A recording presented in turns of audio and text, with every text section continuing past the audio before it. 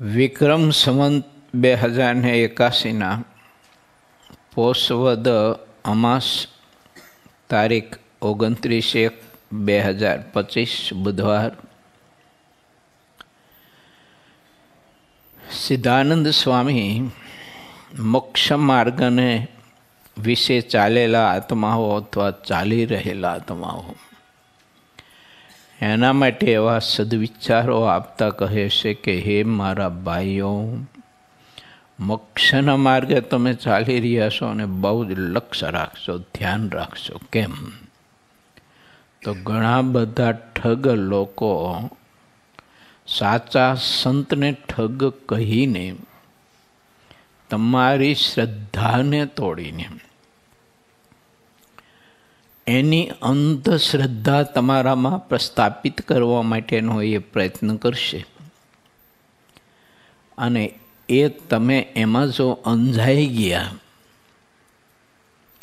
તો પછી આત્યંતિક કલ્યાણનો માર્ગ તમારો આખો બદલાઈ જાય છે. મોરું રહેશે ભક્તિનું, પરંતુ મોક્ષનો માર્ગ આખો તમારો બદલાઈ જાય છે. કેમ કે પેટ ભરા ઠગ લોકો હોય તે સત્યને હંમેશા અસત્ય કહી અને લોકોમાં ઠસાવીને પણ લોકોને એનાથી દૂર કરીને પોતાની નજીક લઈ અને પોતાની જે કાંઈ બુરી ઈચ્છાઓ હોય એ બધી જ ઠગ લોકો, એ વિશ્વાસુ ભોળા લોકો જે હોય એને ભોળવીને એની પાસેથી જેટલું લેવાય ને એટલું લઈ અને પોતે જીવનમાં સુખ સમૃદ્ધિ પ્રાપ્ત કરી, માણી અને ઘી કેળા કરી અને પોતે પોતાનું જીવન વ્યતીત કરતા હોય છે. એને આટલું જ હોય છે. એટલે સિદ્ધાનંદ સ્વામી આમ કહે છે કે ઠગ બહાર જ હોય એવું નહીં માનતા. ઠગ લોકો આપણા અંદર પણ હોઈ શકે, સત્સંગમાં પણ હોઈ શકે, જગતમાં પણ હોઈ શકે અને આપણા અંદર પણ હોઈ શકે. કેમ કે અંદર પણ બે પ્રકારના પુરુષો રહે છે. મહારાજનો મત છે, એક સંત છે, એક અસત પુરુષ છે. અસત પુરુષ છે તે અસદ વિચાર છે અને સત્પુરુષ છે તે સદવિચાર છે. અસદ વિચાર સદવિચારને ઠગ કહી અને ખોટો કરીને પોતે પોતાનો અસદ વિચાર એ આત્મા ઉપર પ્રભુત્વ ડાલવા માટે ને પ્રભુત્વ મેળવવા માટે થઈ અને અંદરનું રહેલું જે સત્ય છે ને એને અસત્ય કરી અને પોતે પોતાનું સામ્રાજ્ય વધુ ને વધુ જીવ ઉપર સ્થાપિત કરવા માટે પ્રયત્ન કરતા હોય છે. અસદ વિચાર. માનો કે મહારાજની મૂર્તિનું ધ્યાન ભજન કરવાનું આપણને મનથી ઈચ્છા થઈ, સંકલ્પ થયો, એટલે અંદરનો જે ઠગ છે ને અસદ વિચાર એ તુરત જ આપણને ધ્યાન ભજનમાં વિક્ષેપ ઊભા કરવાના અનેક પ્રકારના ભૂંડા ગાઢ સંકલ્પો કરી અને આત્મા એવો નિર્બળ હોય ને એમાં અંજાઈ ગયો હોય ને એટલે આત્મા તે સંકલ્પ રૂપ થઈ જાય છે. ને એટલે મહારાજે પ્રથમ પ્રકરણના 15ના વચનામૃતમાં બતાવ્યું છે કે મનના ઘાટ ભેડું પડવું નહીં. કેમ? તો એ મનના ઘાટ જે છે ભગવાન સિવાયના એ બધા જ ઠગના જ વિચારો છે.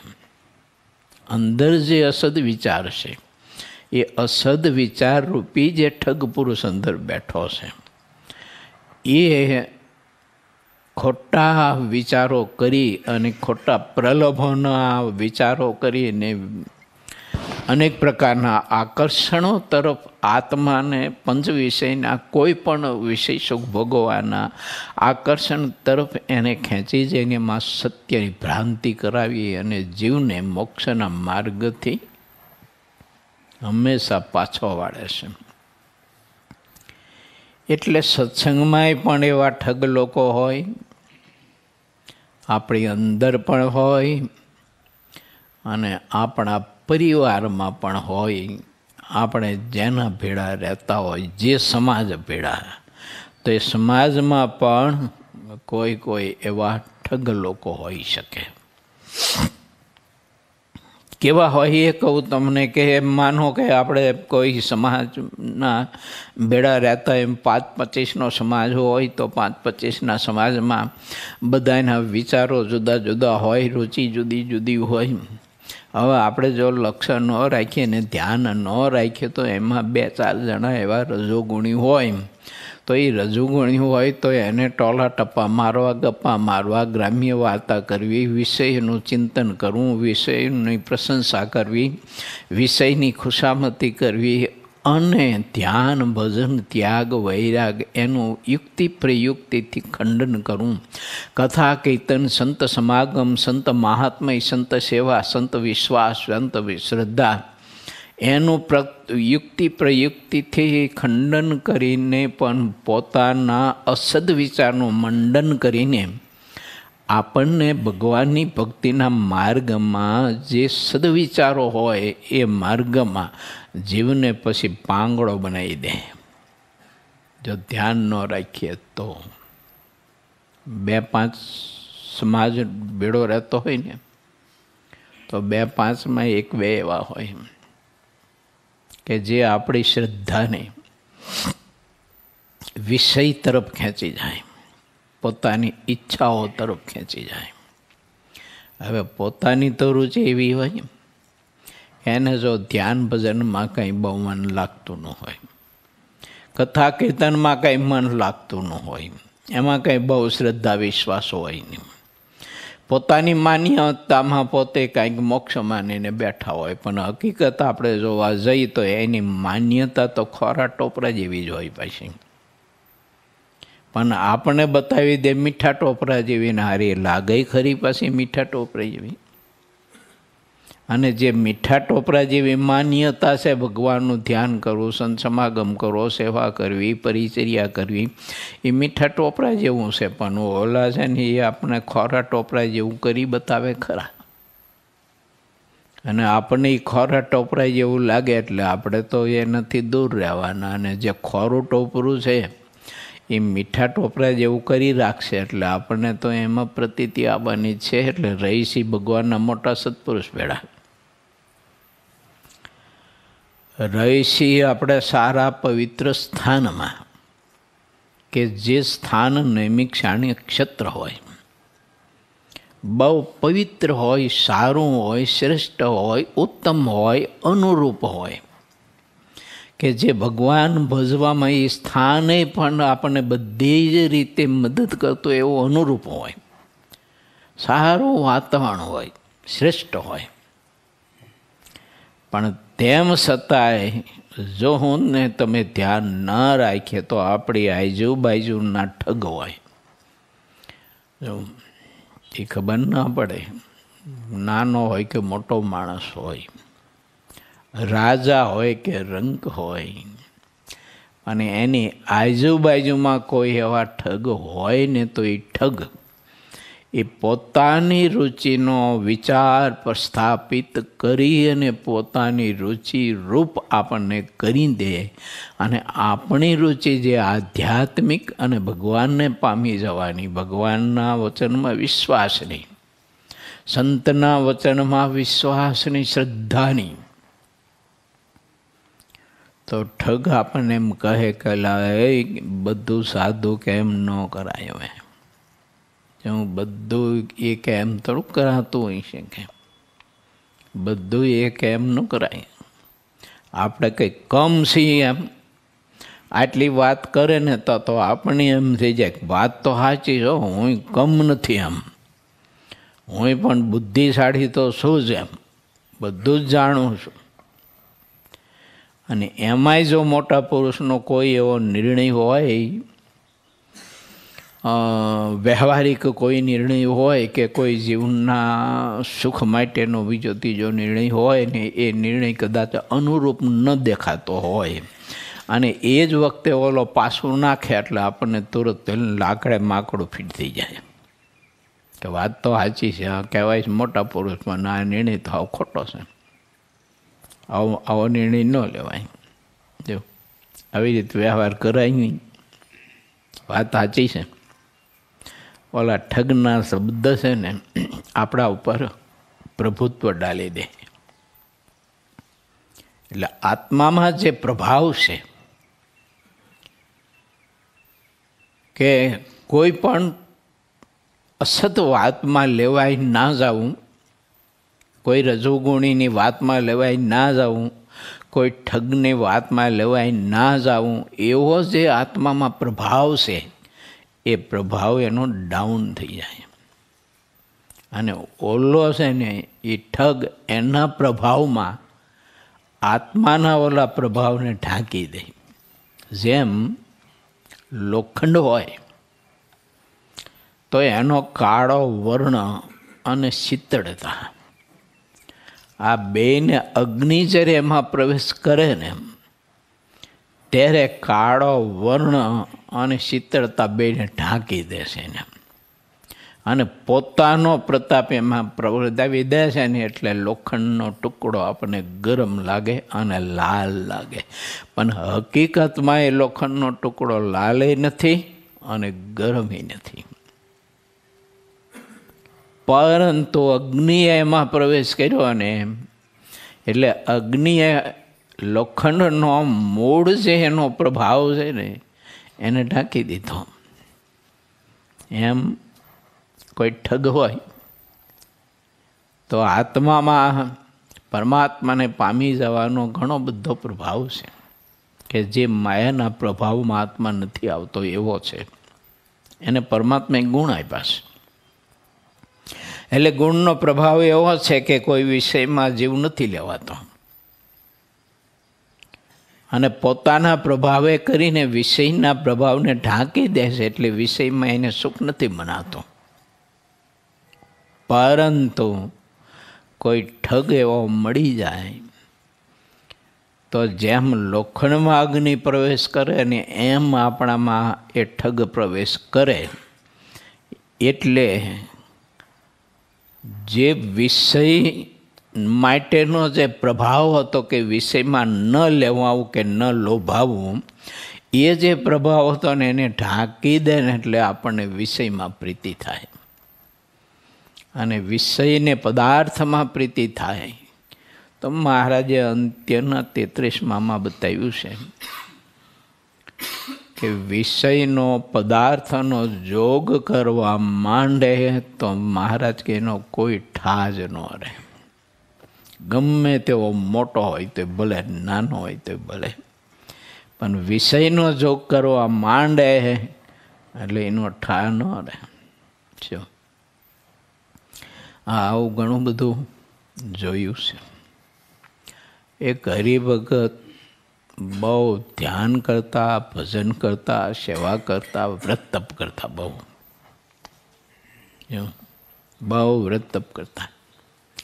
પછી જોગ થયો વિષયનો જોગ એમ થયો કે જ્યાં મંદિર હતું ને ત્યાં કિચનમાં બહેનો અને બધા ભક્તો બધા ભેળા સેવા કરે, રસોઈ બનાવવાની. આ પદાર્થનો જોગ થયો. સ્ત્રી એ પદાર્થ, પુરુષ તે પદાર્થ. પદાર્થ એટલે ખાલી ઘી, ગોળ, રોટલી, શાક, ઢોલિયા, ગાડલા, ગોદડા, ઓશિકા એમ સીમિત પદાર્થનો આપણે છે ને અર્થ ન કરીએ. પદાર્થ એટલે સ્ત્રી અને પદાર્થ એટલે પુરુષ પણ થાય. અને એ જોગ થયો, ઓલો ભગત ઉતરતામાં ઉતરતો થઈ ગયો. બોલો, આ નિહાળેલી વાત કહું છું તમને. ઉતરતામાં ઉતરતો થઈ ગયો હરિભગત ખરેખરો. હા, તમે ધ્યાન ભજનનું અંગને તમે જો તો તાયણા પાયણા ને કોડિયા વ્રત ને કાંઈક બધા વ્રતો કરે. જ્ઞાન એવું પાછું વજ્રામૃતનું. જો આ ટાઢા પાડના નથી, વાસ્તવિક છે. આને કહેવાય ઠગ. પદાર્થનો યોગ જીવને ઠગે હશે. એટલે ભક્તિના માર્ગમાં એ અવરોધ કરી અને છેતરે છે. બહુ જો ધ્યાન ના રાખીએ તો પદાર્થ છે ને એ પણ આપણા માટે ઠગ સમાજ છે.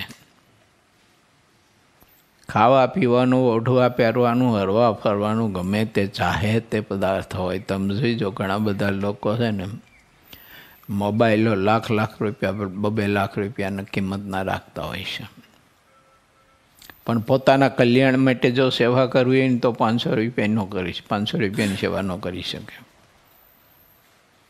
ઠાકોરજીનું થાળે 500 રૂપિયા ન કરી શકે. સાધુને રસોઈને આપીને જમાડી ન શકે. ચપટી આટોય ન આપી શકે. આ શું છે? પદાર્થ રૂપી ઠગ એ જીવને આવી રીતે છેતરે છે, ઠગે છે એને. જો હા, એ લાખ 2 લાખ રૂપિયાના મોબાઈલ રાખે, કિંમતીમાં કિંમતી કપડાઓ, આ તે બધું રજોગુણ માટે ઘણો બધો પૈસો વાપરે. મોક્ષ માટે પૈસો ન વપરાય, આત્મા છૂટે નહીં. કેમ? પદાર્થો જીવને ઠગી રહ્યા છે. એટલે તમે સાદો મોબાઈલ રાખો તો ભલે, 2 લાખનો મોબાઈલ રાખો તો ભલે, કામ તો તમારું વાત કરવાનું જ થવાનું છે. અને એમાં જે પાપ કરવાનું છે એ બધું પાપ બેયમાં થવાનું છે. જો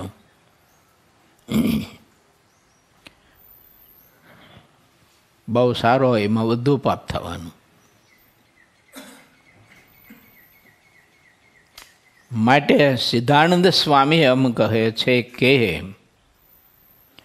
ભક્તિના માર્ગે છે ભગવાનનો ભક્ત ચાલ્યો, એ જો જરાક અસાવધ થયો, થોડીક સરચૂક થઈ,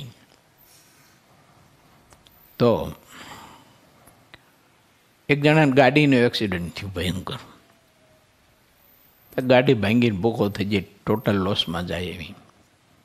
પણ ભગવાને વળી એને બચાવ્યો. તો બહુ વાગ્યું નહીં, થોડાક લોહીના ટસ્યા, તે બધું થયું. એ મને મળ્યો એટલે મેં વાત કરી. મેં કીધું આમ કેમ થયું ભલા માણા? કીધું જરાક હાંકવામાં ધ્યાન રાખવું જોઈએ ને. મને કે ધ્યાન રાખીને જ હાંકતો હતો કે એમાં કંઈ લાંબો હતું, જરાક જ ઝોલું આવ્યું કે. તો એમાં એટલે જરાક જ ઝોલું હોય ને કે એમાં કલાકનો ઊંઘવાનું હોય કે એ જરાક જ ઝોલું આવે ત્યારે ગાડી ફગે પછી. જો એટલે આમાં તો વાત બધી મોક્ષનો માર્ગ અમે એમ જ છે ને. તમે ગ્રસ્ત છો, અમે ત્યાગી છીએ. તો તમે ગ્રસ્ત છો તો તમે એવું ન માની લેતા કે અમને પદાર્થ શું કરી શકનાર છે એમ. પદાર્થની એસી તેસી આમ એવું નહીં માનતા.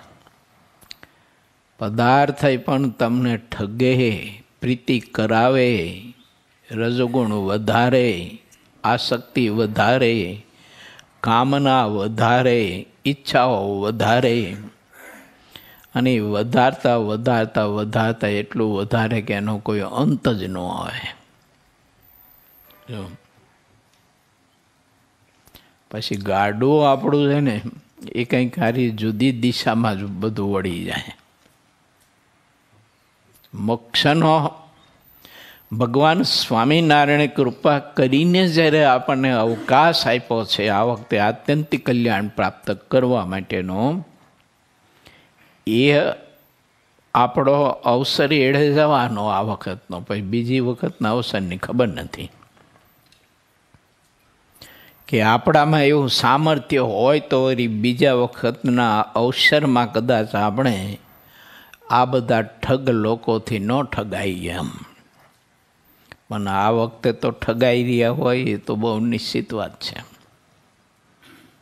પછી આવતા જન્મે તો પછી એમ મળે ન મળે કોને ખબર છે. હવે આવો બધો સત્સંગનો યોગ. હવે જો સાધુ એ મળે, સત્સંગ એ મળે, પણ હવે આવું બધું યુગ મળે કે ન મળે કોને ખબર છે. બોલો, એ બીજા જન્મે આવા મુનિ સ્વામી જેવા મળે, ત્યાગ સ્વામી જેવા મળે. બોલો નહીં, સાધુ તો મળે.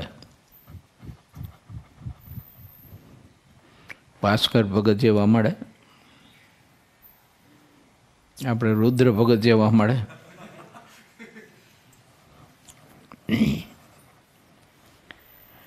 શક્ય જ નથી ને.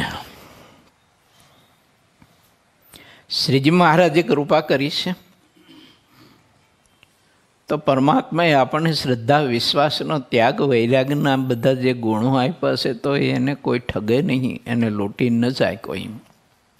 એનું લક્ષ્ય તો મારે ને તમારે ધ્યાન તો આપણે રાખવું જોઈએ. ઘણી બધી ડોશીઓ એવી બધી હોય છે ને, તો એવી પ્રવૃત્તિ કરતી હોય છે. તે ગ્રસ્તને ઘેર કંઈક ચીજ વસ્તુ લઈને જાય. ઓલી બાય બિચારી ભોળી ભલી હોય એટલે એને વસ્તુ આપે ને પછી કહે ને કહો બેન જોઈજો કે આ તેજોરીમાં મૂકજો, કે તેજોરીમાં વ્યવસ્થિત, કે અહીં બહાર ક્યાંય ન મૂકતા. એમ ઓલી તેજોરીમાં મૂકવા જાય ને તે ઓલું ખોયામ છોકરું હોતું હોય ને એને લઈને ભાગી જાય ઓલી. એવું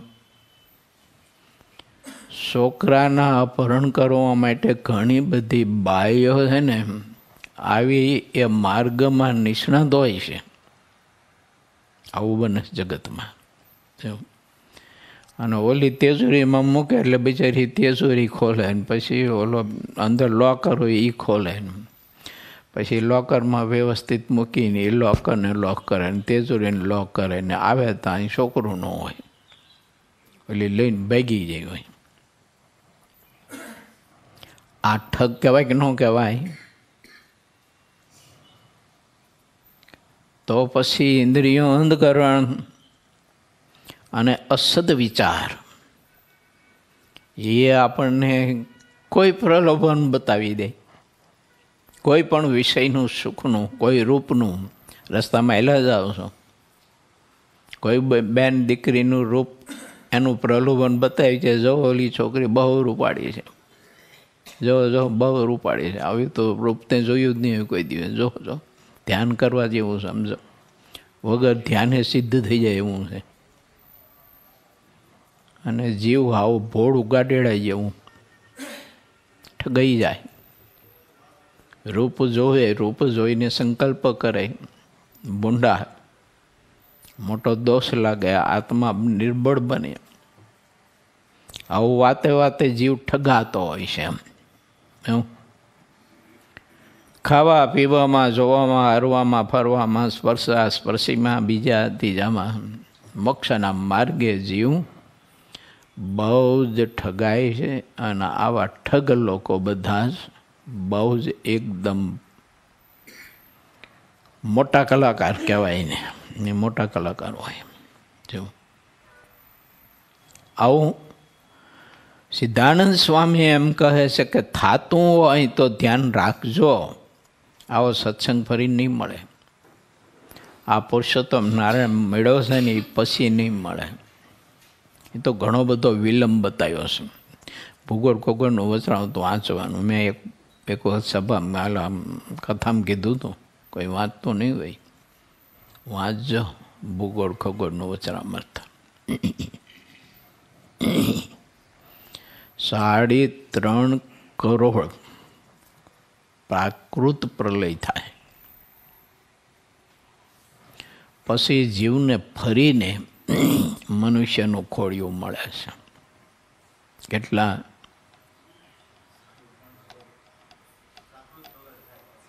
પછી ખોડિયું મળે છે જીવને. એવી ફરીને ક્યારે મળશે? આ વખતે જો ભગવાન શ્રી હરિને પામી જવામાં કે પ્રભુને પામી જવાના માર્ગમાં કે સાધનમાં કંઈક ગડબડ થઈ કે કરી તો એ અક્ષરધામના અધિપતિને મળવાની વાત છે. બીજા બધા લોકોને તો જીવ છે ને પામી શકશે, કારણ કે મહારાજે સારંગપુરના ચોથામાં એવું કહ્યું છે કે અમારા આશ્રિત થયા છો એટલે નરક 84માં તો મહારાજ કે હું તમને નહીં જવા દઉં.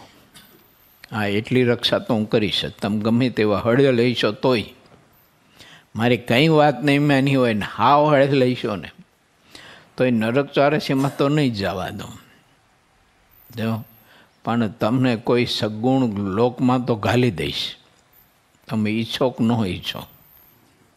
એમ મધ્યનું 16મું વચનામૃત કહે છે કે તમારી જે ઈચ્છા હોય ને પદાર્થો ભોગવવાની, વિષય સુખ ભોગવવાની, એ વિષયો જે સગુણ લોકમાં પ્રધાન હોય ને, મહારાજ કે એ સગુણ લોકમાં તમને હું ગાલી દઈશ.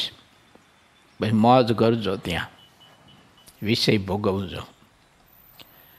બગા હું ખાવ તો સ્વામિનારાયણનું નામ લેવાનું અહીંયા નહીં આવે, સિંહ ખાવ તોય નહીં આવે. કારણ કે અહીંયા વૈભવ વિષય સુખ સિવાય કંઈ છે જ નહીં. એટલે જીવ એવો વિષય રૂપ થઈ જાય, એમાં પરમાત્માની યાદ બગાહું ખાઈને કેવી રીતે કરે. અને ત્યાં આવી વાત કરનારું તો કોઈ સ્વપ્નમાંય નહીં મળે. એમ એ અપેક્ષા જ નહીં રાખવાની કે એ વિષયનું ખંડન કરીને, ભગવાનનું મંડન કરીને, મોક્ષની વાતનું મંડન કરીને, મોક્ષના માર્ગમાં જોઈતા જેટલા ગુણો હોય એનું મંડન કરીને પ્રભુમાં પ્રીતિ કરાવે, એવી વાત કરનારું કોઈ નહીં મળે. મહારાજે સ્પષ્ટ ના પાડી છે ભૂગોળ ખગોળના વચનામૃતમાં. મહારાજ કે આ ભરતખંડને વિશે જ એવા ભગવાનના સત્પુરુષો વિચરણ કરે છે, બાકી કોઈ લોકોમાં ક્યાંય છે જ નહીં. હવે વિચાર કરીએ કે ભગવાન સ્વામિનારાયણે કૃપા કરી અને આપણને આ ભરતખંડમાં આવો સત્સંગનો યોગ પ્રભુએ આપ્યો, ને આવા સંત ભક્તોને આવો સાહિત્ય, આવી રીત અલૌકિક કથા કીર્તન ભક્તિની. હા, બીજા બધા ઘણી જગ્યાએ ભક્તિના બધા માર્ગો હોય છે, રીતિ હોય છે, પણ એ રીત જુદી હોય છે, આ રીત જુદી છે. આ કોઈ અલૌકિક રીત દેખાય છે, ઓલી હોય એની રીતે અલૌકિક ના હોય એવું નથી. પણ આવો કથા વાર્તાનો માવરો, આટલી બધી કથા વાર્તા, આવી રીતે કથા વાર્તા, વિષય ખંડાત્મક કથા વાર્તા, દેહ ખંડાત્મક કથા વાર્તા, આ વગેરે વગેરે જે કંઈ ભગવાન સ્વામિનારાયણ મોટા પુરુષે જે પ્રવર્તાવ્યું છે, એવું આપણને પ્રાપ્ત થયું છે. એવું કદાચ બીજે મળે કે ન મળે. જો એક હરિભગત મને કહેતા હતા, તો 15-20 વર્ષ પહેલાંની વાત છે. મને કે હું છે ને પહેલાં સંકલ્પ થયો ને તે બહુ ફેરો બધા તીર્થોમાં, 5-5, 7-8 દિવસ બધે રહું, બહુ ફેરો કે લગભગ તીર્થોમાં બધા ધામમાં ફેરો કે. પણ મને કે ભગવાન સ્વામિનારાયણ મોટા પરમહંસોએ આપણા સત્સંગમાં જે અલૌકિક રીત કથા કીર્તન ભક્તિની, દેવ દર્શને પૂજા પાઠની અને સેવા વ્રત જપની જે અલૌકિક રીતની સ્થાપના કરી છે ને, સ્થાપન કર્યું છે ને, એવું ક્યાંય જોવા ન મળ્યું કોઈ જગ્યાએ. બધા લોકો આવે બહુ, આવો ટોકરો વગાડીને દર્શન કરીને પેટીમાં 2 પૈસા નાખીને હાલતા થઈ જાય, નમસ્કાર કરીને. બીજું કાંઈ નહીં. હવે બહુ દૂર દૂરથી આવ્યા અને ભીડ બહુ હોય તો આમ ઊંચા પગ કરીને જો ઠાકોરજીનું મુખ કમળનું દર્શન થયું તો થયું, નહીં તો પાકના સોગાનું દર્શન થઈ જાય ને એક ધકે 12. આ એક જ હિલો રે 12 પગ તો હેઠે અડે નહીં, બોલો. પણ મને કે આટલું આવું વિષયોનું ખંડન, આવી રીતે કથા, આવી કથા વાર્તા, આવું મહાત્મય, આવી અલૌકિક રીત મને ક્યાંય જોવા ન મળી. આ અલૌકિક છે ને એટલે નિષ્કળાનંદ સ્વામીની કલમ લખે, નહોતી દીઠી નહોતી સાંભળી એવી પુનિત પ્રગટાવી આ ધરતી ઉપર ભગવાને પ્રગટ થઈ અને આવી અલૌકિક રીત બતાવી છે. અને ધાંગધ્રાનો એક જણો છે ને, એ ભગવાન ભજવા નીકળી ગયો, બોલો. પછી અમુક વર્ષ પછી મને મળ્યો, તે મેં કીધું કેવી રીતે શું આરાધના કરો? બસ કે કંઈ નહીં, કે શું કરવાનું? તો કે ધૂણી દખાવાની ચારને વચમાં બેસી રહેવાનું. બસ કે પણ મેં બેસી રહેવાનું શું કરવાનું? ધ્યાન કરવાનું ભગવાનનું શું કરવું? ના કે બસ બેસી રહેવાનું એની મસ્તીમાં. આમાં મોક્ષ માને જેવું. જો હવે એમ તો તમે ધૂણી દખાવો છો ને તારે, કેમ? તમે કડિયા કામ કરવા જાઓ, ઉનાળાનો તાપ હોય અને બહાર પાલખે ઊભા રહી અને પ્લાસ્ટર ચણતર કરતા હોય, તે ધૂણી દખાભાઈ જેવું જ હોય. હવે જો આ કેટલો બધો તાપ હોય ઉનાળાનો, ધામ ધકતો, અને એ કામ કરતા હોય તે પરસેવે જે ભૂરી ગયા હોય, ચામડું કાળું થઈ ગયું હોય ભેંસના ચામડા જેવું. ભગવાનની મૂર્તિનું ધ્યાન, પરમાત્માની મૂર્તિનું સુખને આનંદ લેવો, એમાં જીવને ગરકાવ થઈ જવું, એ રૂપ થઈ જવું, એ ઉપાસના, આશ્રય નિષ્ઠા ભગવાન સ્વામિનારાયણે આપણને બતાવ્યું એવું.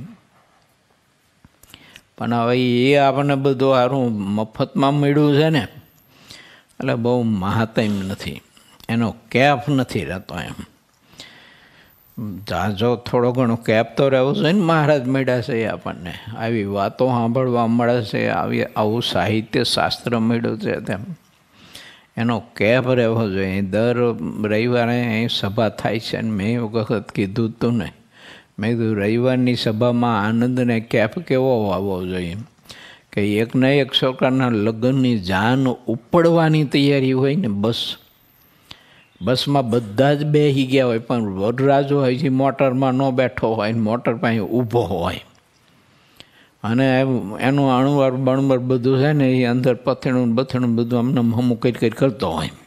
જો હરખું હોય તો ગઈડ પાડે ને વળી પછી સીધી કરે, પાછા અણુવાર ને એવું હોય બધું.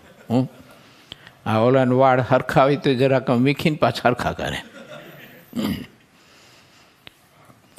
એ વખતે જે ઇંતેજારી હોય ને, એવી ઇંતેજારી આપણને શનિવારે સાંજે રવિ સભાની હોય તો સમજવાનું કે ભગવાન પુરુષોત્તમ નારાયણનું મહાત્મય સમજાણું છે આપણને. આપણા મહાપુરુષોને એવું હતું, મહારાજે વચનાવતમાં સ્પષ્ટ લખ્યું છે, મહારાજ કે મોટો હોય તોય ભગવાનના દર્શન માટે અને કથા કીર્તન માટે, સંત સમાગમ માટે નાના બાળકની જેમ એ અકળામણ થાય એને. જો આ એટલી બધી અકળામણ થાય. નાનો મોટો હોય તો એ નાના બાળકની જેમ અડિયા પટ્યું કરે, એને એટલી બધી આમ ઇંતેજારી જાગે કે એક શબ્દ જો કથાનો હોયો જાય છે ને તો ન પૂરાય એવી મહા મોટી ખોટી જાય છે. જલ્દી પહોંચી જવું, જલ્દી પહોંચી જવું, ઠાકોરજીનું દર્શન કરવા માટે આમ જલ્દી પહોંચી જવું, એટલો આમ આકડ વિકળ થતો હોય છે. એવી ઇંતેજારી, એવો ઉત્સાહ, એવું મહાત્મય. મને ને તમને આ સત્સંગમાં રહેવું જોઈએ. મારા બાપ તો આપણને મહાત્મય સમજાણું કહેવાય સત્સંગનું. આપણને મહાત્મય સમજાણું કહેવાય અક્ષરાધિપતિ પુરુષોત્તમ નારાયણનું, કે એ પુરુષોત્તમ નારાયણની મૂર્તિનું દર્શન કરવા માટે ઓલો પરબત બાપો છે ને, બોલો, એ હાથીડું લઈ અને ખેતર જવા નીકળ્યો હોય ને, અગતરાયની વાત છે, તે પછી ખેતર જવાને બદલે ગઢડા પહોંચે. બોલો, એને મહારાજનું દર્શન કરવાનો ખબર નહીં, આમ એક ભાવ જાગી જાય ને તે પછી એટલી ઇંતેજારી જાગે ને, એટલે ઓલું બધું કંઈ બધું વિસ્મરણ થઈ જાય એને. અને મેં નિજ મન ને પરતક મનની વાત કરી હતી ને, એના બે મન છે ને એ ભગવાનના દર્શનમાં એટલા બધા લીન થઈ ગયા હોય ને, એટલી બધી અંતેજારી જાગી હોય ને, તો એને પોતાની ક્રિયાનું પછી કંઈ ખબર જ ન રહે, તો ગઢડા પહોંચી જાય. બોલો, એ દાદા ખાચરના દરબારના દરવાજા પાસે હાથેડું ઊભું રાખીને મારને દર્શન કરવા જાય. કેવું મહાત્મય સમજાણું હોય છે કે આ પુરુષોત્તમ નારાયણનું દર્શન એ તો યુગોના યુગો સુધી તપસ્વી આત્મા કરે ને તો એને સ્વપ્નમાં ન મળે. અને એ અક્ષરાધિપતિ આ ધરતી ઉપર અમારા માટે મનુષ્ય વિગ્રહ ધારણ કરીને દૃષ્ટિગોચર થાય છે. એ મહારાજના અનાદિ મુક્ત પુરુષ મહારાજની આજ્ઞાએ કરીને અથવા મહારાજની ઈચ્છાએ કરીને આ ધરતી ઉપર અમને દૃષ્ટિગોચર થાય અને અમારા ભેળા અખંડ ને અખંડ રહે છે. એમ મહાત્મય હોય ને તો જીવ ગાંડો થઈ જાય. બોલો. પણ મહિમા ન હોય ને એટલે પછી એવું બધું એમ. આજે કાલે ઘેંસ ખાધી હતી ને આજે ઘેંસ ખાધી એવું થઈ જાય. જો પણ મહારાજ એમ કહે છે કે નિત્ય નવલો ને નવલો આનંદ રહેવો જોઈએ. મહારાજે એમાં દૃષ્ટાંત આપ્યું મુક્તાનંદ સ્વામીનું કે ચડતો ને ચડતો રંગે રહે, ગૌણ ન પડ્યો. લોજના આશ્રમમાં પ્રથમ જ્યારે નીલકંઠ વર્ણી મળ્યા, સુખાનંદજી લઈને આવ્યા અને મુક્તાનંદ સ્વામીએ જોયા અને આશ્રમના ઝેર ઉપર ઊભા હતા તે પગથિયે ઉતરવા ન રહ્યા અને ત્યાંથી કૂદકો મારીને સીધા દોટ દઈ અને નીલકંઠ વર્ણીને બાથમાં લઈને ભેટી પડ્યા. અને એ વખતે જે ભાવ હતો અને મહિમા હતો ને એ જ રંગ મહારાજ કે અદ્યાપી મુક્તાનંદ સ્વામીમાં છે. બોલો. એટલો આનંદ ભેળા રહેતા હતા અખંડ. પણ જલેબીમાંથી જલેબો ન થયો, જલેબી જ રહી. અને આપણને તે એક બે દિવસમાં જલેબીમાંથી જલેબો થઈ જાય અને એને તો જલેબી જ રહી. આમ એવા મહારાજના 500 પરમહંસો હતા. તો મુક્તાનંદ સ્વામીનું એક નામ નિર્દેશ અને સંકેત મહારાજે બતાવ્યો હશે, પણ એવા તો 500 પરમહંસો હતા. આપણા આદિગુરુ કવિ સમ્રાટ બ્રહ્માનંદ સ્વામી મૂડીનું મંદિરનું બાંધકામ ચાલતું હતું અને પોતે જ્યારે ચૂનનો પીલવા માટેની ચક્કી ચલાવતા હતા બળદની હાથમાં રાસ લઈને, અને એ ચૂનનો પીલવાની ચક્કી ચાલુ હતી અને સ્વામીને સ્મૃતિ હતી એનું વિસ્મરણ થઈ ગયું. વિસ્મરણ થઈ ગયું તે ખબર નહીં. અને એ ચૂનાવાળા શરીરે અને લતબત બધું ચૂનાવાળું શરીર ને હાથ ને પગ ને બધું, અને ઠેઠ ગઢડા પહોંચી ગયા તો એને ખબર નહોતી. ઠેઠ ગઢડા પહોંચી ગયા તો એમ જ હતું કે હું તો ચૂનાની ચક્કી જ ચલાવું છું. અને ગઢડામાં જ્યારે પહોંચ્યા ગઢપુરમાં, અને બજારો જ્યાં જોવે તો એ બજારમાં હરિવાર જ્યારે આ ધરતી ઉપર હતા ત્યારે ઘેલામાં સ્નાન કરી અને ગજગતી ચાલે ચાખડીઓ પહેરીને જ્યારે પોતાના પરમહંસોની બીચમાં ચાલ્યા આવતા હતા ને, મહારાજ ધોતી સરસ મજાની એ ધોરીને લાલ કોરવારી પહેરી અને સરસ મજાનું અંગરખું પહેર્યું, એને માથે સાફો સરસ મજાનો ઝીણો અને સફેદ એ સાફો મહારાજે ધાર્યો હોય માથે, અને એ ચાખડીના અવાજ ચટ ચટ ચટ થતો હોય અને મહારાજ ચાલ્યા આવતા હોય ને તે બ્રહ્માનંદ સ્વામીને એ ગલીઓમાં અને રાજ દરબારમાં ભગવાન સહજાનંદ સ્વામી ચાલ્યા આવતા હતા ને એ બધું એને દર્શન થતું હતું. બોલો. આ બધા મહાપુરુષોને એ રંગ એવો હતો. જ્યારે 4 સંકલ્પ લઈ અને ગઢપુર પહોંચ્યા અને એ વખતે સહજાનંદ સ્વામીનું સ્વરૂપ જે સમજાઈ ગયું, સહજાનંદ સલુણી છબી, સહજાનંદ સલુણી છબી. પછી એમાં તો ઘણું બધું વર્ણન એમને લખ્યું ને એ વખતે જે મૂર્તિ છપાઈ ગઈ ને એમાં જે પ્રેમને બંધાઈ ગયો ને સ્નેહ બંધાઈ ગયો, અને એ બ્રહ્માનંદ સ્વામીને મહારાજ આ લોકમાં બધો હેંકેલો કરીને પોતાના મૂળ ઘર ભેગા થઈ ગયા, તોય બ્રહ્માનંદ સ્વામીને બોલો એ સ્મૃતિ અખંડ ને અખંડ તાજી ને તાજી, રંગ ચડતો ને ચડતો છેલ્લા શ્વાસ સુધી. શા માટે? તો કે મને અક્ષરધામનો અધિપતિ પુરુષોત્તમ નારાયણ મળ્યો, સાક્ષાત પ્રભુ મળ્યો. મારો ઠાકોરજી મારા માટે જ્યારે સંકલ્પ કરું ત્યારે સામે આવીને ઊભો રહે. બોલો, હા, એ જ સ્થિતિ નિત્યાનંદ સ્વામી, ગોપાળાનંદ સ્વામી, ગુણાતીતાનંદ સ્વામી, નિષ્કુળાનંદ સ્વામી, પ્રેમાનંદ સ્વામી, ભાયાત્માનંદ સ્વામી, ભાઈ રામદાસજી, આત્માનંદ સ્વામી, આનંદાનંદ સ્વામી, મહાનુભાવાનંદ સ્વામી, અદ્ભુતાનંદ સ્વામી વગેરે વગેરે પરમોસોની એ સ્થિતિને એવો ને એવો રંગ ચડતો ને ચડતો, જલેબી જ રહી. એમ આપણી ઘોડે જલેબો ન થઈ ગયો, એને જલેબીની જલેબી જ રહી, અને આપણને આરી જલેબીમાંથી જલેબો થઈ ગયો. તે વળી ક્યારેક ક્યારેક ઉભરો આવે પાછો, એવું તો એ ઉભરો 2-5 મિનિટ વધીને કલાક રહે ને વળી પાછો બેસી જાય. બહુ અદ્ભુત વાત છે. આ બધા ઠગારાઓ આત્માને ઠગી ન જાય, મોક્ષના માર્ગમાં આત્મા જાગતો રહે. એ સ્વાર્થી ઠગ સાહુકાર બની બેઠા છે. સિદ્ધાનંદ સ્વામી લખે છે. 26મી ચોપાઈમાં આપણે પ્રવેશ કરીએ છીએ.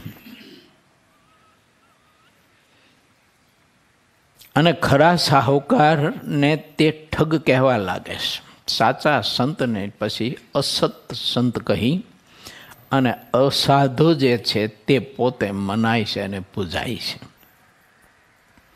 અને જીવ પાછો એને માને છે ને પૂજે છે. આ સારી રીતે જીવને જ્યારે સત્સંગ થાય છે ત્યારે જે સાચા સંતને ઠગ ગયા હતા તે સાહુકાર રૂપે સ્વીકારાય છે, અને જે પોતાની મેળે સાહુકાર બની બેઠા હતા તે અસાધુ પછી ઠગ રૂપે જણાઈ જાય છે. પણ એ સમય પાકી ગયો હોય, પછી બહુ મોડું થઈ ગયું હોય. એમ એવા ઠગ, હું સાચો સાધુ છું, મારી પાસે જ મોક્ષ છે, બીજે તમારો મોક્ષ નહીં જ થાય, આવી રીતે એનામાં રહી જે ઠગતા એ ભોળા દિલને ખબર નહીં તેનો જબ્બો પહેરાવી દે એની સમજણનો. પછી ઓલાને ખબર પડે બિચારાને, પણ બહુ મોડું થઈ ગયું હોય. જો બહુ મોડું થઈ ગયું હોય પછી. માટે વિચારવું ભગવાનના ભક્તને, સત્ય અસત્ય, સાધુ અસાધુ, ભક્ત અભક્ત, આ બધી રીત સમજી રાખવી, સમજીને સંગ કરવો, સમજીને સમાગમ કરવો, સમજીને સેવા પરિચર્યા કરવી, સમજીને એના વચનમાં વિશ્વાસ અને શ્રદ્ધા બાંધવી. કેમ?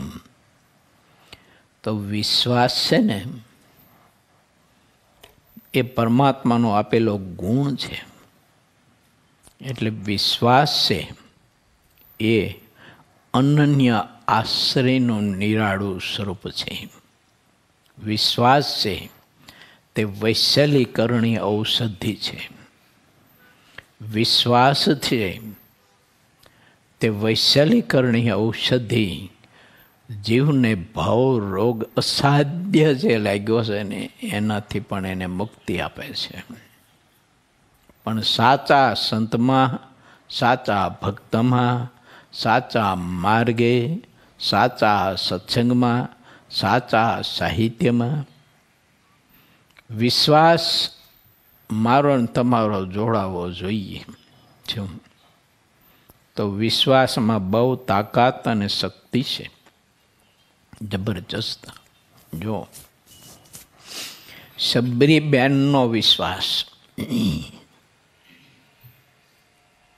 એ રામજીની કૃપાનું પાત્ર બની ગયો અને નવધા ભક્તિનું તત્વ પ્રાપ્ત કરી શક્યો.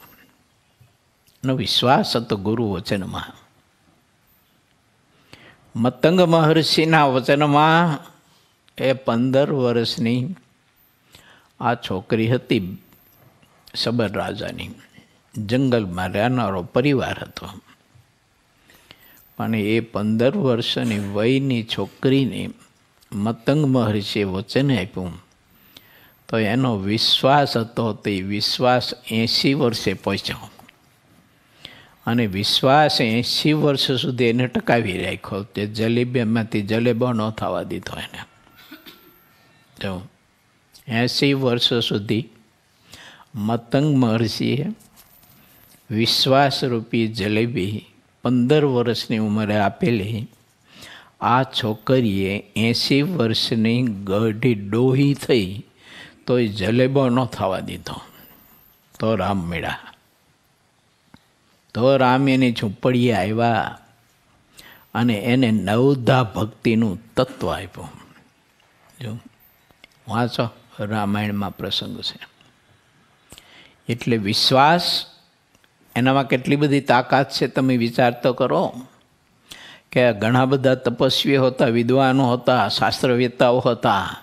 એ બધા શાસ્ત્રવેત્તાઓ છે ને અહીં પોતાના ઝોંપડા બીજું ત્રીજું આશ્રમો જે કંઈ હતા નહીં શણગારી બણગારી અને પ્રતીક્ષા કરતા હતા રામ તો અમારા આશ્રમમાં જ આવવાના એમ.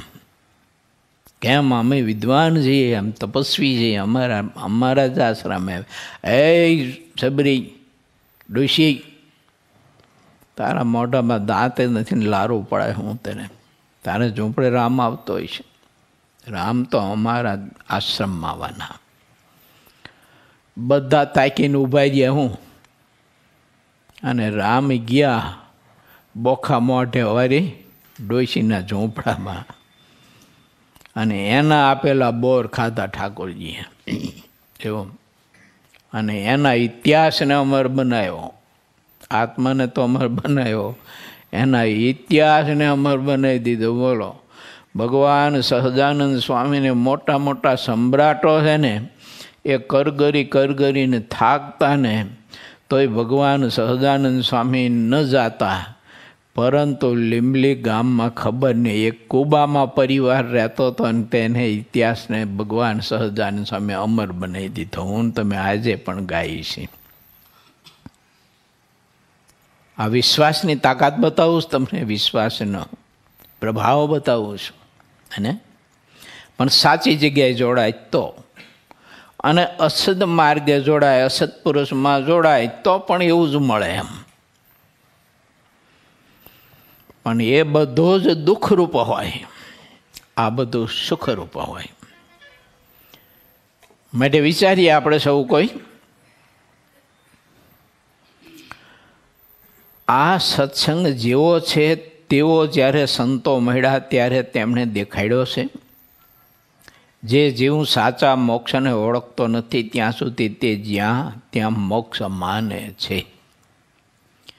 જ્યાં સુધી સાચો ગોળ મળ્યો નથી, ઓળખાયો નથી, ત્યાં સુધી તે ખોળને પણ નિશ્ચિત ગોળ માનતો રહે છે.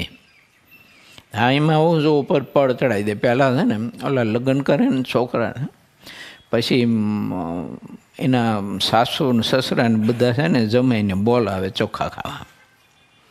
તે પછી બધે એને અહીંયા મસ્કરી બહુ કરે બધા લોકો જમાઈની. એવું તે જમાઈની મસ્કરી બહુ કરે. તે પછી શું કરે, ઓલા હાંડિયાના કે પછી ગધેડાના લીંડા હોય ને એને ચાસણીમાં બોરી અને ગુલાબજાંબુ બનાવે. બોલો એને.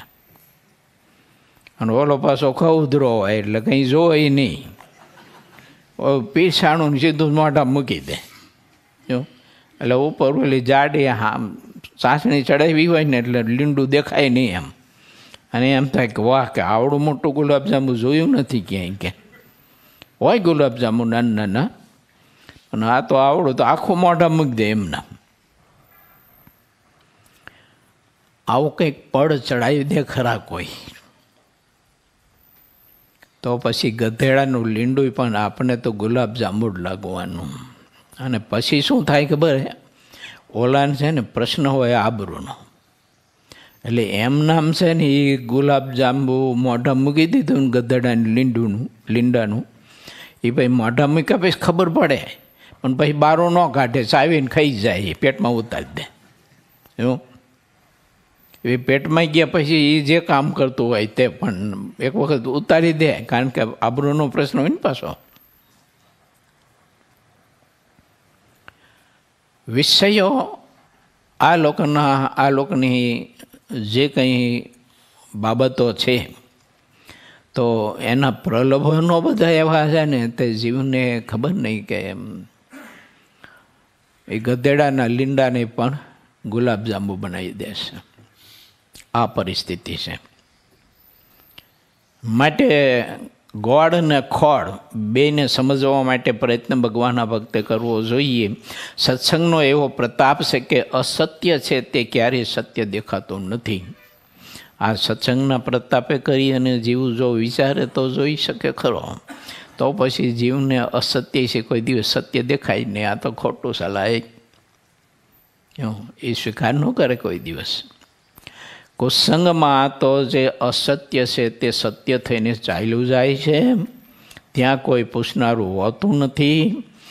કેમ જે ત્યાં કુસંગમાં કોઈનો મોક્ષ ખપની જરૂર હોતી નથી. સૌને પોતાના ઇન્દ્રિયોને લાડ લડાવવા આટલા પૂરતું જોવાય છે. હવે પોતાના ઇન્દ્રિયોને લાડ લડાવવાનું જ્યાં મળે ત્યાં જ પ્રભુના ચોર મોક્ષ માને છે. હવે આપણને સત્સંગ થયો એટલે તેનાથી સત્ય અસત્ય જેવા છે તેવું જ તેનું યથાર્થ જ્ઞાન અત્યારે થયું છે. જ્યારે સાચા સુજ્ઞ સંતો મળ્યા છે ત્યારે તે સંતોને માટે હવે શું ન કરીએ? બોલો. મહાત્મ્ય જ્ઞાની સહિત નિશ્ચય હોય ભગવાનના એવા સાચા સંતો તો એને અર્થે શું ન થાય? હું પુરુષોત્તમ સ્વામી લીલાપુર ગામ ગયા હતા. લખત લીલાપુર, રસિકલાલનું ગામ ના, ઓલા એના ગામની બાજુમાં ગિરધરભાઈનું ગામ. ત્યાં મોહનભાઈ કરીને હતા હરિભગત. આમ બિચારા સાંભળતા હું સમજે બેરા હતા, પણ ભોળું ભોળું દિલ. તે પછી અમને ત્યાં વિદ્યાર્થી ભવનમાં રહેતા ને તે લેવા આવ્યા હતા ને આગ્રહ બહુ હતો તો હું પુરુષોત્તમ સ્વામી ગયેલા. તે વરસાદ વરસ્યો ને એટલે ઉપર નળિયા એક બે ખસી ગયેલા અને તૂટી ગયેલા. તે પાણી પડતું હતું મંદિરમાં. એટલે ભાઈ મંદિરમાં પાણી પડતું હતું એટલે મેન પુરુષોત્તમ સ્વામી બે વાત કરી કે આ નળિયા કંઈક હરખા કરી નાખો તો કીધું મંદિરમાં પાણી ન પડે. પાણી મંદિરમાં પડતું પણ સિંહાસનની બાજુમાં જ પડતું પાછું. તે એમાં કેટલાય વચરામતના જ્ઞાનીઓ બધા કેટલાય બેઠા હતા અને મોટી મોટી વાતો કરે એટલે તમે જુઓ તો પાતા તોડ નાખે એવી.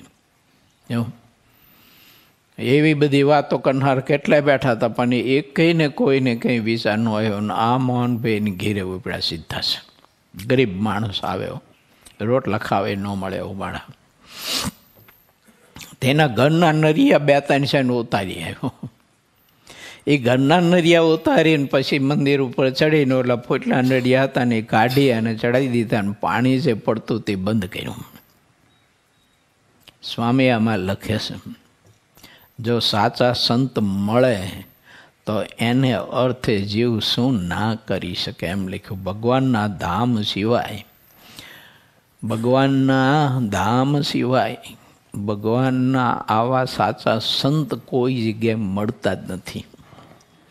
એવા સંત જ્યાં હોય ને ત્યાં ભગવાનનું ધામ છે. એમ જો મળતા જ નથી તો મહારાજ કે એને અર્થે શું ન થાય?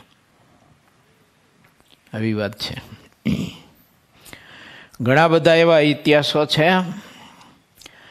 જે કોઈ માયક સંત છે તે ધન અને સ્ત્રીને માટે લોકોને ઘણા પ્રેમથી ઉપદેશ દેતા હોય છે. તેવા ખોટા સંતો નિયમ ધર્મની ક્યારેય વાત કરતા નથી અને અપાર પ્રેમ ભર્યા હૃદયથી સ્ત્રીઓના જ ગુણો ગાતા હોય છે. તેઓ એવું કહે છે એ લોકો કે સ્ત્રીના પ્રેમને દેખીને તો ભગવાન છે તે પોતાના ધામને છોડીને સ્ત્રીના ઉદરમાં આવે છે ને જન્મ લે છે. એમ એવો બહેનોનો મોટો પ્રતાપ છે. એમ કરે બહેનો ઊંચા થવા માંડી પડ્યો. એને નહીં જાય વાહ વાહ અમારી કહું કે ભગવાન જન્મ લે ખરા ન લે એવું નહીં, પણ એ પાણીપુરી બજારની ન ખાતી હોય અહીંયા લે. જો એ મહાકઠિન તપસ્યા કરતા હોય ભક્તિ માતાની જેમ ને દેવકીજીની જેમ તો જન્મ લે એમ. આજ પડે પતિને હુંડલો ભરીને ગાયરું દેતી હોય અહીંયા ભગવાન છે ને મેં કોઈ દી પ્રગટ થાય આયસા રખાય. એ તો શુદ્ધ પતિવ્રતા નારી હોય કે જન્મ થયા પછી કોઈ પતિનો કોઈ પુરુષનો સંકલ્પ પણ ન કર્યો હોય અને સંબંધ કર્યા પછી વાગદાન થયા પછી પોતાના પતિ સિવાય એને પર પુરુષનો કોઈનો સંકલ્પ સ્વપ્નમાંય ન થયો હોય એવી કોઈ સતી હોય ને ત્યાં પરમાત્મા એને મા બનાવવા માટેનો સંકલ્પ કરે. હળેલની કુંખે કંઈ ભગવાન થોડાક પ્રગટ થતા છે. તે માઇક સંતોએ કહેલી વાતને ભોળી સ્ત્રીઓ સાચી માને છે, તેથી તેના વચનમાં તે લેવાઈ જાય છે. કેમ જે વચનમાં સાચી ખોટી બધી વાત રહી હોય છે.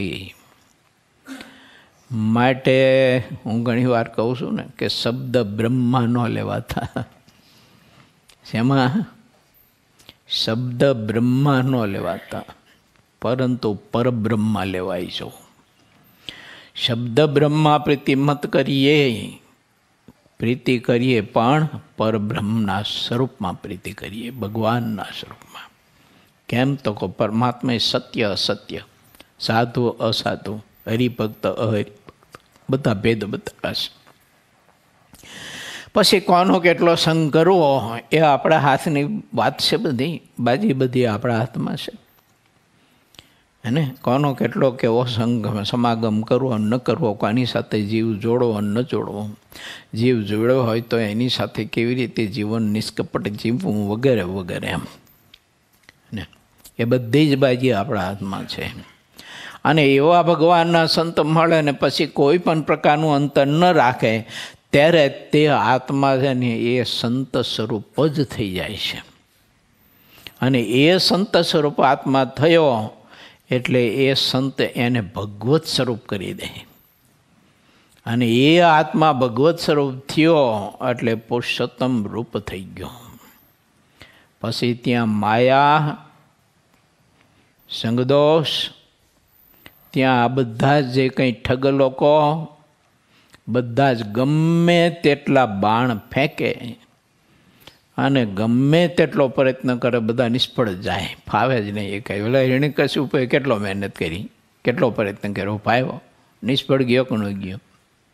હે ને પ્રહલાદજીને અસુર બનાવવા માટે, આસુરી વિદ્યા બનાવવા માટે, દૈવી વિદ્યા ભૂલાવીને આસુરી વિદ્યા સિદ્ધ કરાવવા માટે હિરણ્યકશિપુએ કેટલી મહેનત કરી. ઓલા સંડ અમર કે કેટલી મહેનત કરી, બે આચાર્યો થાકી ગયા. પણ એને સત્ય સમજાઈ ગયું હતું. એટલે એ સત્યને પોતાના પ્રભાવમાં અસત્ય લઈ ન શક્યું. જ્યાં સુધી અસત્ય સત્યને પોતાના પ્રભાવમાં લઈ લે છે તો એ સત્ય જેનામાં પડ્યું છે એ સત્યનું મૂલ્ય કદાચ એ પૂરેપૂરું સમજી નથી શક્યો, યા તો તે સત્યની ઉપાસના કરવી ઘટે તે ના કરી શક્યો. એટલે તે સત્ય ઉપર અસત્યનો પ્રભાવ ઘણી વખત તે સત્યને ઢાંકી દેતો હોય છે. બાકી સત્યમાં તાકાત ને શક્તિ તો અજબ ગજબની છે. એને અસત્ય કોઈ દિવસ પોતાના પ્રભાવથી ઢાંકી ન શકે. કોઈ પણ ગમે તેવો કુસંગ હોય એને કુસંગ ન લાગે એને કોઈ દિવસ. આવો હડેલ સમાજની બીચમાં રહે ને તો એને કોઈનો સંગ જ ન લાગે. એવો પ્રભાવ છે એનો સત્યનો. માટે આપણે સહુ કોઈએ ભગવાન સ્વામિનારાયણનું ધ્યાન ભજન કરવા માટેનું અંગ દૃઢ કરી અને ખૂબ ભજન કરવું, એવો અભ્યાસ કરો કે ભજન કરતાં કરતાં કરતાં આત્મા મંત્રરૂપ થઈ જાય. આત્માનું આખું સ્વરૂપ બદલાઈ જાય. મંત્રરૂપ આત્મા થઈ જાય. પછી શ્વાસ બુઝાઈ જાય અને મંત્ર અખંડ શરૂ રહે, રટાતો રહે મંત્ર. આત્મા બુઝાઈ જાય. જો આપણે એમ છે કે ગપ્પા છે, એવું નથી હો.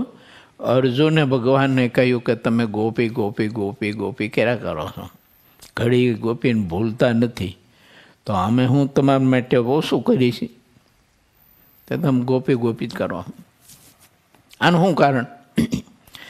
ભગવાને વિચાર્યું કે અર્જુનને જવાબ મારે આપવો એના કરતાં છે ને ગોપીનો અગ્નિ સંસ્કાર થયો છે ને, અને અહીંયા મોકલો ને એને એ અગ્નિ સંસ્કાર થયો ને એની રેખાની જે ઢગલી પડી છે ને એ અર્જુને જવાબ આપશે ને તો અર્જુને તરત ફટ દઈને છે ને સમજાઈ જાય છે.